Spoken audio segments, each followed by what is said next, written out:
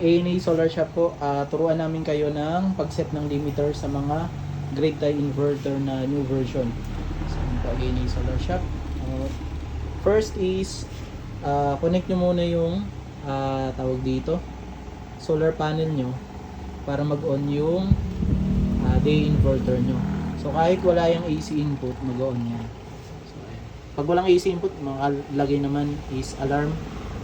So, no grid. Tsaka ang gagawin nyo lang is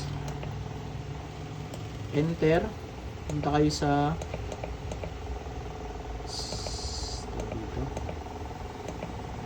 setup, then run parameter, okay nyo, then password,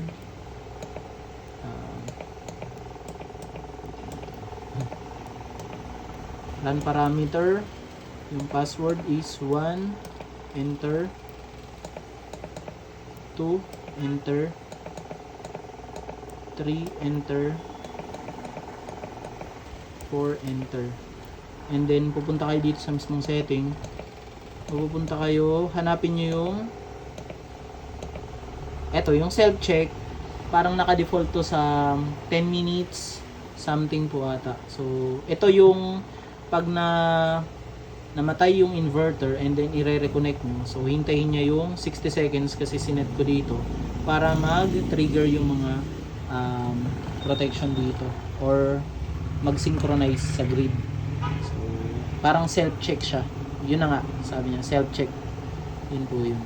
And then kung gusto niya siyang baguhin, so bawasan or taasan, so arrow up or down, and then click okay. Then kung gusto nyo, ayun, punta na tayo sa iba. Ang next nyo is dapat naka-off yung meter, tama yan, and then i-on nyo yung limiter.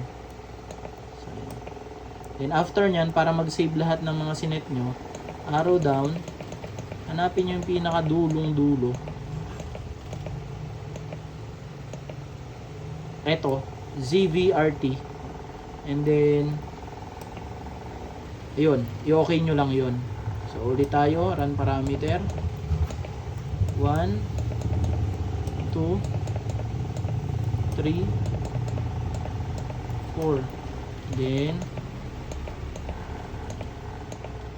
on nyo yung self-check, baguhin nyo kung gusto nyo. Limiter, so dapat naka-on yung meter, naka-off kung wala naman kay meter, and then hanapin nyo yung pinakadulo. Yan, CVRT. And then okay. Then yan, nakaka-set na yan. So ganun ang pamagset.